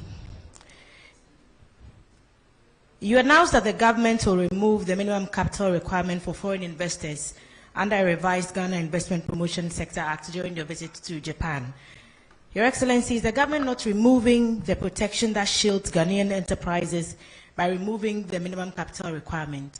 And also the concerns about the Ghanaian traders with the activities of the Nigerian trade partners in the country. There's a request for that part of the GIPC Act to be amended to make it possible for Nigerian and indeed other African traders to move more freely within the space because of ASCFTA. What are your views? Thank you. Thank you very much. Kojo Yankson has the floor now. Thank you. Good evening, Mr. President. My name is Kojo Yankson. I'm the host of the Super Morning Show on Joy. Mr. President, you've already talked about how important it is to safeguard the water bodies and the forest reserves. But over the past 9 months since you became president, the turbidity levels in the water bodies have worsened, according to the Water Resources Commission. Ghana Water Company supports this by saying that they've had to shut down several treatment plants because the water sources are too polluted for them to process. Besides that, we know that there have been increased incursions into forest reserves for Galamsey. We've also heard from your transport minister that we are importing more excavators than ever before, over 200 a day. My question about this is about its effect on the economy. Recently, the finance minister has been touting the work of the Gold Board led by Sami Jemfi. for being an anchor to the economy, especially when it comes to stabilizing the city. My question is, does your government know, is your government able to tell the difference between gold from Galamsey and gold from regular concessions, when the gold board is buying gold from local producers? And could it be, because so much of it comes from Galamsey, could that be the reason why we are seeing some reluctance recently in the fight against Galamsey, in the sense that the IGP's efforts have been stopped, and he's brought back his men from the forests? Could this be because? Thank you very much. I think your point is made. So I'll turn to the BBC now. I'm Thomas Nadi from the BBC World Service. Mr. President, during our interview last year ahead of the elections, you mentioned you were going to establish special courts to fast-track the trial of corruption cases. Could you update us on how far you've gone with that? And also, some of the oral cases border on national security, particularly the Edu Boahene one. Do you intend to take them out of court? Thank you. Thank you very much. The lady in a lot of white and black. Good evening, Mr. President. My name is Bernice Abubeidulansa. I'm a broadcast journalist with GH1 Television. In your speech, you mentioned that you are committed to resetting institutions. But there are many Ghanaians watching us tonight who are either on the verge of homelessness or struggling to get money to rent, not because they don't have money, but because we are not sticking to our rent laws. I just want to ask when your reset agenda will reach the housing sector, particularly for the State Housing Company Limited in putting up real affordable homes for many Ghanaians, and the Rent Control Department in protecting vulnerable Ghanaians. Thank you very much. His Excellency has granted a special dispensation for the lady in less white and more black to ask a question. After her, we will grant yet another dispensation to our friend from the Upper East region who has come all the way. And then Randy Haji of Wezo TV will bring the question session to a close. Please go ahead.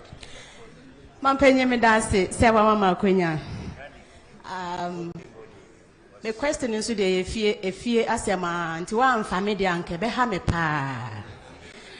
Me pa cho. Meeting Ede Monica is Anova home-based television. Me pa cho wa bole bamboy tuna kalba ya kwan no enye ese ya che ye bre yetimi di 16 hours don shi dunsia na ye ndru fie ye bisa se mampenyi de na wo ye de amayen ye mu bia ye ntumi mfasore fo ma na ebe fei ye ne den so bin so ene bamboy enko a yetimi di don shirim yenu ewo ho na ye mfiri mu enam so makwemu kan fo me hye am robbers omunso afasa akwenya no so haye pa na musuo bo na okokase okofa state transport which is STC then you due because omono they drive with care and caution to on kan ho kra and then na wonya ndri obede nyane ada sori sa na onansi na tatai wadaroma odi anka kwan ho nsem de nka oya ade pa na ye de na ye de wayi ye free musa da ben ene ye hwe wenim se obosi boy. So our friend from the Upper East region would have Upper West region. Is it Upper East? Upper East region, yes. But you have only one question, please. Thank you very much. Only one of you is allowed to ask a question. So thank you very much for the same region. Yeah. Please go ahead. Yeah. Go ahead. Thank you very much for the opportunity. My name is David Adapuna from Mike FM in Avrongo, Upper East region. Your Excellency, one of the things that beats the hearts of my people has to do with the Polygo multipurpose dam. This was an initiative that was started by the NPP government, but unfortunately, we could not see its completion. This project held so much prospects, including that of irrigation, power generation, and flood control. Just recently, the Barry Dam was opened, and we saw the devastation it caused. We're asking, now that the project is not happening, what plans will your government, your excellency, have for my people so that our concerns are addressed? Thank you. Thank you very much. Okay, so please go ahead. Okay. Grant him the... Thank you very much, Your Excellency. I'm called Joshua Sir with A1 Radio and Bolga FM in the Upper East region. Mr. President, in our region, that is the Upper East region, currently we do not have a standard sports stadium. And as a result, sports and youth development are greatly hampered. The only existing structure, which was built in the 70s to serve as a sports stadium, is no longer fit for purpose. What are the plans of the government to ensure the Upper East region has a modern sports stadium? Recently, we saw a young man who walked from Bolga to the nation's capital to solicit for a sports stadium. I don't know if the president is aware of this. Thank you very much. Thank you very much. So, Randy has the last word. Thank you, Mr. President. Please, Mr. President, I want to find out the latest updates on the Ghana's version of Ashigame proposed to be established at Aplau. And also, per my last checks from the whole airport, there were plans to establish an aviation school. How far with that one too? Thank you. All right. Thank you very much. His Excellency will answer these questions.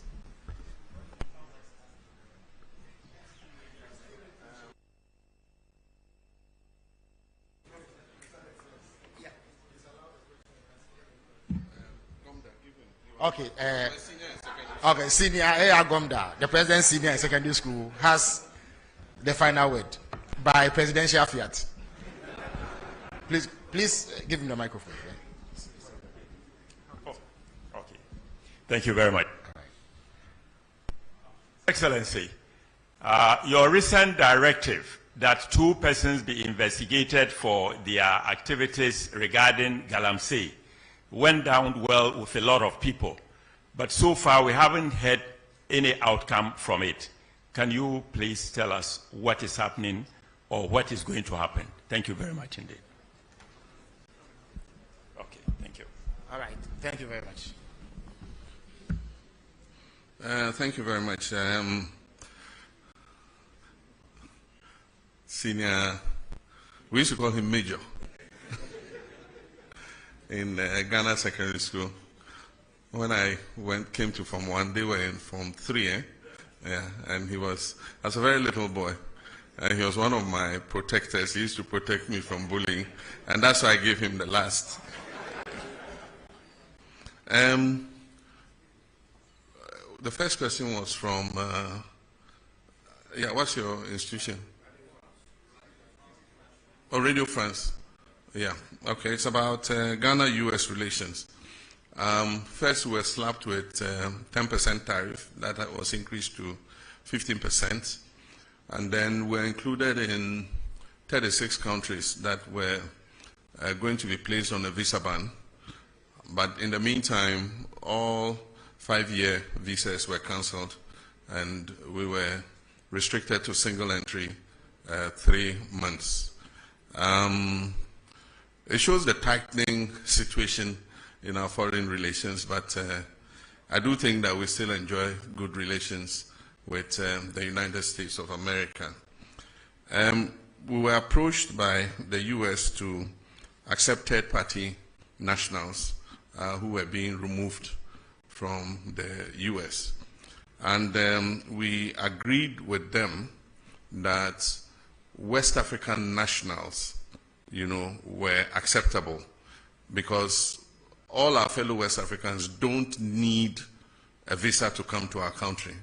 So if they decided to travel from US to Accra, they don't need a visa anyway. So if you're bringing our colleague West Africans back, I mean, that's okay. And so I think that agreement has been activated, and a first batch of 14 nationals came, several of them were Nigerian brothers. They opted to go back home, and so we facilitated, we put them on buses, to be able to go back home. One of them was a Gambian who it's not as easy. You have to get him an air ticket to be able to facilitate his travel. So what we've done is contacted their embassy to let them know of his presence so that they can facilitate his return to Gambia. And so that's the issue with regards to deportations and arrivals. West Africa has the protocol of free movement. And so any West African is free to come to Ghana and be able to stay for 90 days. And so if they decide to bring them, we don't have a problem accepting them. Then with regards to the GIPC Act, we are living in a new environment. We have the ECOWAS Trade Liberalization Scheme. We have the African Continental Free Trade Area that wants us to open our markets to each other. And so the former protective regime is changing. And so we need to review the GIPC Act to be able to take cognizance of that.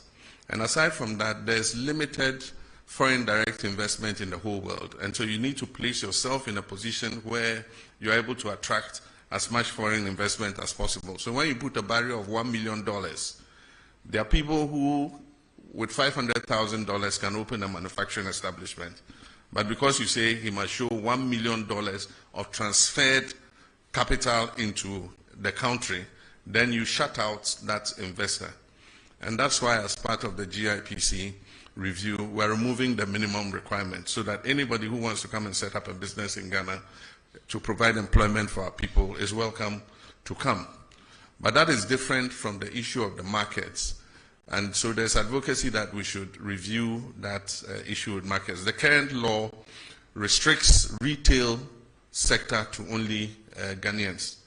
And there are people who argue that it's anti-competition and so many other things. But of course, in most countries, you want to reserve a certain portion of the economy for your people. And so Parliament is going to look at it, and eventually whatever law they pass is what we have to live with. I never expected, or I never deluded myself that the fight against illegal gold mining or galamsey was going to be an event. Definitely, there's no magic wand.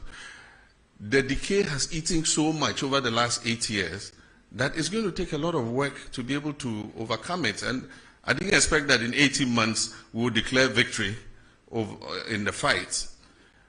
As the livelihoods of about 4 million Ghanaians is on small-scale mining.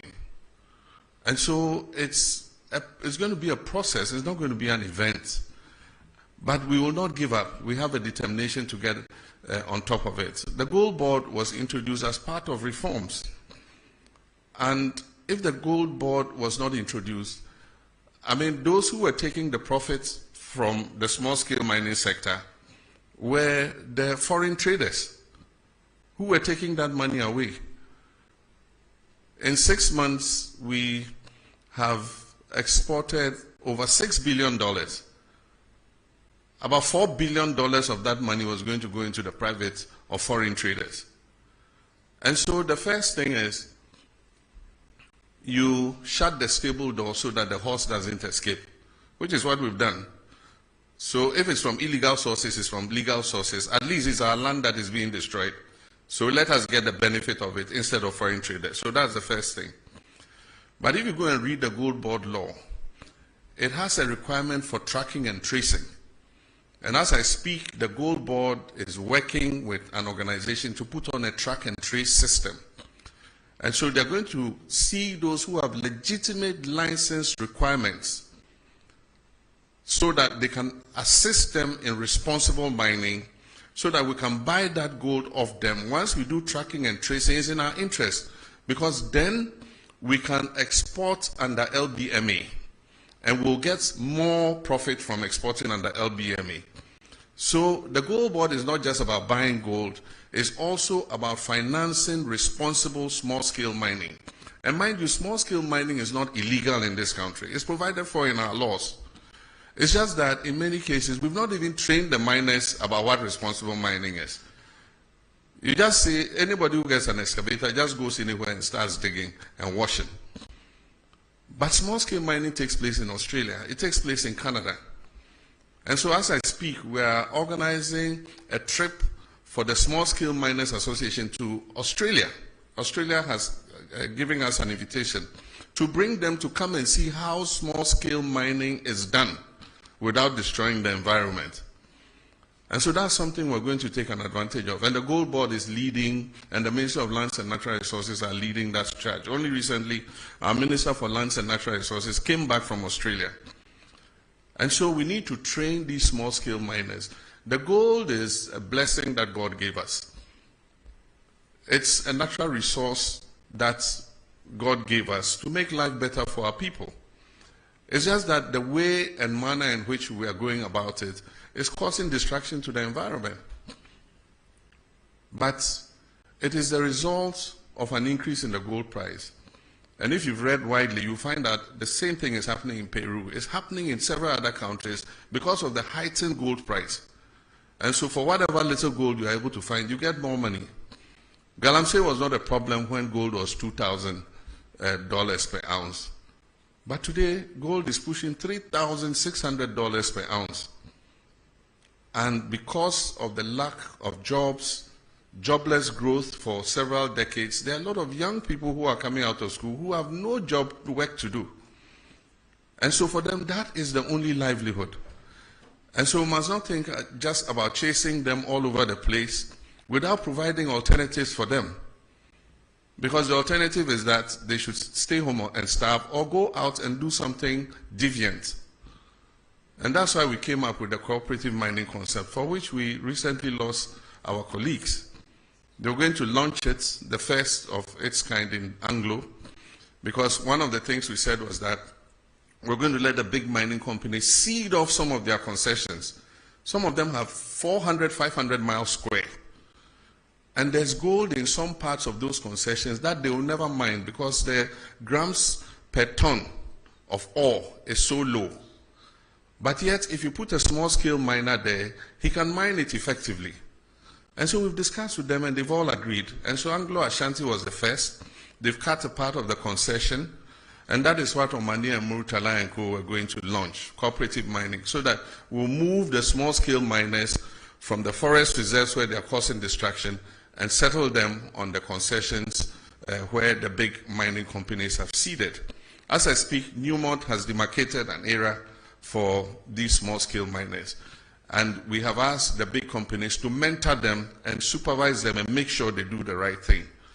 So that was going to be an alternative for moving them out of the forest and other places so that they can mine under the supervision of those companies. And that's where our colleagues were going when the helicopter crashed.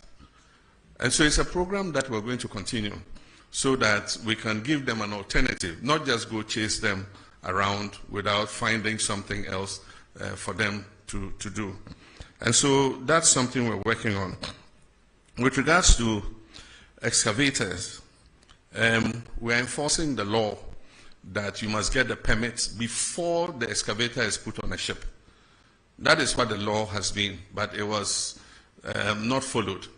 And so they let the excavator land before they come and ask the Ministry of Transport for a permit. And so we've informed all the dealers that you cannot load an excavator onto a ship until you have gotten a permit. In the meantime, a lot of excavators have arrived at the port. And recently, somebody said they were being released at midnight to their owners and things. That's not true. What happens was there were so many that they had occupied a huge area of the port and congested the port. And so we found the land near Shire Hills, near the military installation. And the Field Engineers Regiment and others have been given charge to move the excavators from the port to that area so that they can free up space in the port. And they do that in the night because of traffic in the daytime. So in the night, they have the payloaders moving the excavators out of the ports to the designated areas where they are supposed to be held. And before any of those excavators is released, they must be tracked, they must have a tracker on them, they must be registered by the owner of the excavator, and we must know the purpose for which the excavator has been imported. Because the construction industry also imports excavators. And so you cannot put a blanket ban on importation of excavators just because you think that every excavator is going to go into the illegal mining industry. Even the big mining companies that have licenses import excavators. And so we want to know who is importing the excavators, who it is going to. We want to be able to put a tracker on it and be able to trace that excavator wherever it is in the country.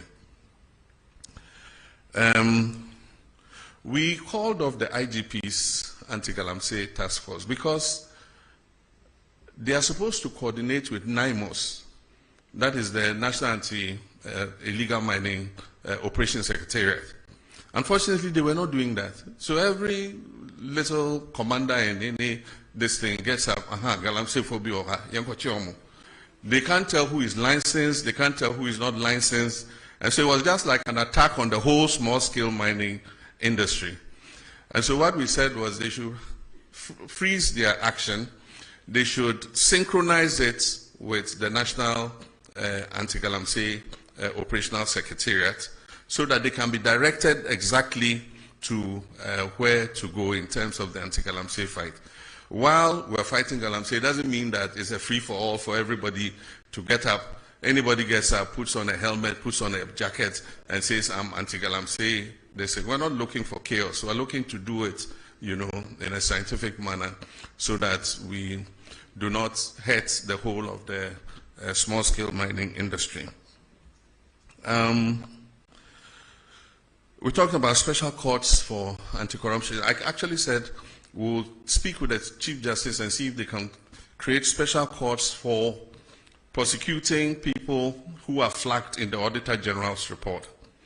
And so that is something the Attorney General is pursuing, because every year we see Auditor General's report, it goes before the Public Accounts Commission, they say this person diverted this person misappropriated this and that, and yet no action is taken. And so Ghanaians have been saying, so what's the use of the Auditor General's report?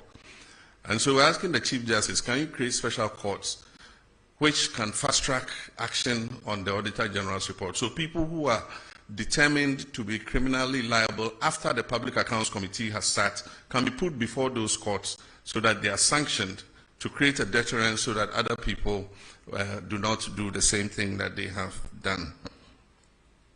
A very good question on rent and homelessness, and I'm happy to give you the microphone to ask it. The biggest expenditure in any Ghanaian's budget is rent. And even though we have laws, enforcing them has been difficult. The rent law says that a landlord cannot charge more than 6 months. But the problem in enforcing the law is the connivance of the tenant and the landlord. The tenant won't come and report that they are charging him 1 year's rent advance because he wants the room. And so that has been the problem. And the problem is because our population is growing beyond our housing capacity. So the competition for accommodation and housing is very strong. And that is why we must expand our housing coverage. And I remember in our manifesto, we have a pledge to expand housing. And in the next budget, we're going to make provision for that. I've already had a discussion with some of the associations, the organized labor associations. Some of them have funds that are sitting in their accounts. And they have members who want houses. So what I've said is government will match their funds. And so if they give 1 billion cedis, we will give 1 billion cedis. And then one of the banks, Republic Bank, has said that they are willing to also match with 1 billion cedis. So if we get a 3 billion cedi fund, we can start building houses in all the districts. And as people pay their down payments, it will go back into the fund and it will become a revolving fund. And governments can give it to people. I said if you have like about 15 to 20 years before retirement, you can take a house and we'll be deducting from your salary monthly so that by the time your retirement time is up, you have your own accommodation to go to. And as we take those deductions, they will go back into the fund. So it becomes like a revolving fund so that we can increase the housing stock. But the Minister of Finance will talk about that when he reads the budget in November. Minyaba, se ufi yekrom honomo. Techiman wechi Bamboy Bole Wa Road. A major international corridor.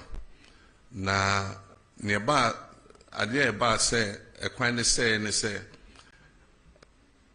a bedroom rebia trucks ni bebre omoko Mali any Burkina Faso a ye Bobo Dula so a hono a hoako ye quine a one faso ma omo into omo fa techiman omo fa kentampo kwan ni bium e ko pagansa na omo akomani because omo fa wenchi kwan na omo ko pie bole no mo pie wa no mo ko pie hamile wodru hamile a Bobo Dula so e wo enchen ho a o pai efa wonsa benkum so a e de wo ko Bamako enti ama enhyen akese ne bebre enam sa kwan no so e kwan no so ya nye ne se ebetimi afa sa wait, how do you call wait? And yanye ekwano se ne befa sa enyoma na omofa no emu odu aha enti amakwan na sai kra enti yese obia hokuru nsuo eba na na emu meboa ho na misu mi fi enti ye big push no ma shada de akoshe big push no mo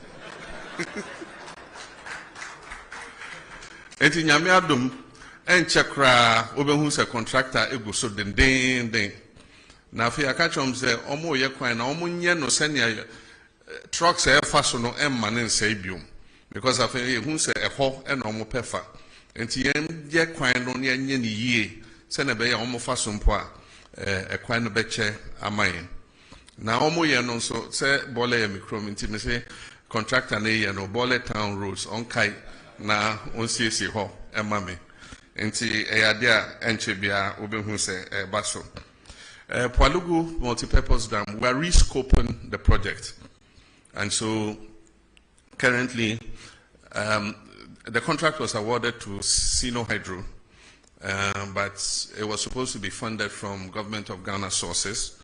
Government of Ghana didn't have the money, and so the contract was not executed. And so we are rescoping it. It means we have to do an appraisal of what the costing will be again. And what we intend is to, if possible, finance it under the big push. The last time it was to cost about $900 and something million, almost $1 billion. And $1 billion today is about 11 point something, almost 12. So that would be about 12 billion CDs. This year, the total budget for Big Push was 14 billion. Next year, the total budget is 30 billion. And so we'll see how we can accommodate it in phases, because it has two phases, phase 1 and phase 2. Maybe we might not be able to do the two phases immediately, but we can start with phase 1, which is the electricity production, and then phase 2 is the flood control and irrigation. And so we're rescoping it, and you'll soon hear something about it. With regards to stadia, we promised to build stadia in all the new regions and the regions that don't have modern stadia. So as I speak, the Ministry of Sports and Recreation is doing the design and the costing for the new stadia. And Upper East is one of the regions that has been captured to receive a new sports stadium. That also is under the big push. What we're doing is Takwa Goldfields built a stadium, a standard stadium for their football activities. And I was surprised to learn it cost about $13 million. When government of Ghana has built stadia, it costs hundreds of millions of dollars. But for those of you who have gone to Takwa and see their stadium, it's a standard stadium. And I think it takes about 5,000 or more or is it 10,000 people? And so if they could build it for 13 million, government too should be able to do same. So we've asked them to find out the architects, the designers, and everybody who did that stadium so that we can replicate it in our other regions that don't have a stadium. And then finally, Ashigami, we've got the money. China is giving us money for the Aflao market. The land has been acquired, and designs are being worked on, and soon a contractor will be appointed to build the markets. And so that promise is on track. Aviation school at Ho Airport, Togbi Afede is leading the charge. The current status is that the land has been allocated, and currently surveyors are on the land marking out the demarcation for the aviation school. We're also trying to attract an MRO. MRO is Maintenance Repair Organization. And so we want to use Ho Airport as the center for maintaining aircrafts. There are a lot of aircrafts in Nigeria and other places that if we have a good MRO in Ho, we'll just fly the short distance and come and service their aircrafts there. And so we're working on that. The last question was about the referral of two of our executives to IOCO to investigate allegations of involvement in illegal mining. That investigation is active. Some allegations were made, and IOCO is investigating whether there was any substance to the allegation. As and when they conclude that investigation, they'll give us a report, and we'll determine what should be done. So that's it. I think I've answered all the questions so far. I thank you very much for your attendance, and this is the first in several such encounters. I'll make myself available as regularly as possible to answer any questions that you might pose on behalf of the general public. Thank you very much. Thank you very much, Your Excellency. I was actually billed to give a vote of thanks, but it would appear that you have done it at presidential level. So I'll proceed to thank all of you and indicate that we will draw the curtains down on this program at this juncture. But before we do that, we will all stand for the national anthem, after which His Excellency will depart.